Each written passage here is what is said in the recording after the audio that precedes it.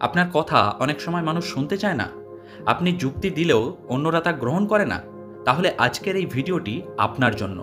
আমরা অনেকেই মনে করি যুক্তি দিয়ে সবকিছু জয় করা যায়, কিন্তু বাস্তবে মানুষের মন জয় করতে গেলে দরকার হয় কৌশল, সহমর্মিতা এবং সঠিক যোগাযোগ। আজ আমরা জানব কিভাবে সহজ কিছু মনস্তাত্ত্বিক কৌশল ব্যবহার করে আপনি অন্যের মতামত নিজের পক্ষে আনতে পারেন এবং সম্পর্ক আরও মজবুত করতে পারেন। ভিডিওটি শেষ পর্যন্ত দেখুন, কারণ প্রতিটি কৌশল আপনাকে জীবনে এক ধাপ এগিয়ে দেবে। চলুন শুরু করা যাক। নাম্বার 1, প্রথমে বুঝুন, তারপর বোঝান।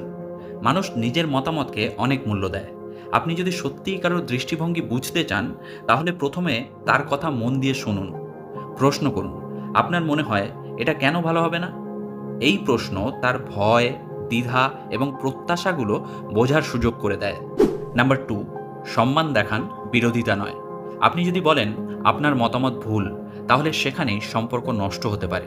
বরং বলুন, আমি বুঝতে পারছি আপনি যেটা বলতে চাইছেন, তবে আমি একটু অন্যভাবে ভাবছিলাম। নাম্বার 3, সাধারণ স্বার্থ খুঁজে বের করুন। মতপার্থক্য দূর করতে হলে খুঁজে নিন আপনি ও আপনার সামনের ব্যক্তি কোন জায়গায় একমত। যেমন, আমরা দুজনেই চাই প্রজেক্টটা সফল হোক, তাই না? নাম্বার 4, তথ্য দিন, কিন্তু সহজ ভাষায়। কঠিন পরিসংখ্যান বা জটিল ভাষা নয়, সহজ উদাহরণ দিন।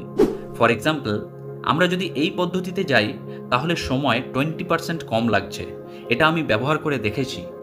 নাম্বার 5, প্রভাবশালী মানুষ বা তার উদাহরণ টানুন। যে মানুষটিকে আপনি বোঝাতে চান সে যদি কাউকে শ্রদ্ধা করে, তাহলে বলুন, আপনার পছন্দের ম্যানেজারও তো এই পদ্ধতিই মেনে চলেন। নাম্বার 6, প্রশংসা দিয়ে শুরু করুন। প্রশংসা মানুষকে খোলামেলা করে তোলে। বলতে পারেন, আপনার চিন্তাভাবনা সবসময়ই বাস্তবসম্মত, আমি একটা আলাদা দিক থেকে ভাবছিলাম। নাম্বার 7, তাদেরকেও সিদ্ধান্তে অংশ নিতে দিন। আপনার কি মনে হয় আমরা যদি এটা একটু ট্রাই করি, কেমন হয়? এভাবে তারা বিরোধী নয়, সহযোগী হয়ে উঠবে। নাম্বার 8, সময় দিন, ধৈর্য ধরুন।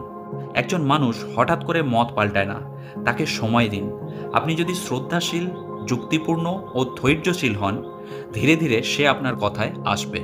একটি বাস্তব উদাহরণ, ধরা যাক আপনি চান আপনার সহকর্মী একটি নতুন সফটওয়্যার ব্যবহার করুক। বলবেন না, তুমি সব সময় পুরানো পদ্ধতিতে কাজ করো।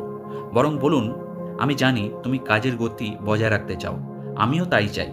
এই সফটওয়্যারটা আমি ব্যবহার করে কাজটা 20% দ্রুত করেছি, তুমি একবার ট্রাই করে দেখো। ভালো না লাগলে আগেরটাই থাকুক। মানুষ যুক্তি দিয়ে নয়, আবেগ ও সম্মান দিয়ে জয় করা যায়। তাই পরের বার কাউকে বোঝাতে চাইলে আগে বুঝুন, সম্মান দিন এবং ধৈর্য ধরুন। তাহলেই আপনি হয়ে উঠবেন একজন সত্যিকারের পিপল ইনফ্লুয়েন্সার। আপনার যদি আজকের কৌশলগুলো ভালো লেগে থাকে, তাহলে একটা লাইক দিন এবং কমেন্ট করে জানান আপনি কোন কৌশলটি প্রথমে ব্যবহার করতে চান।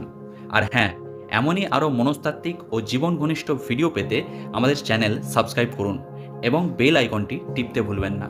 মনে রাখবেন, সম্পর্ক তৈরি হয় বোঝাপড়ার মাধ্যমে এবং মন জয় হয় সম্মানের মাধ্যমে। ধন্যবাদ। দেখা হবে পরের ভিডিওতে। এইভাবেই সঙ্গে থাকুন আর শুনতে থাকুন স্বনিয়ন্ত্রিত জীবন।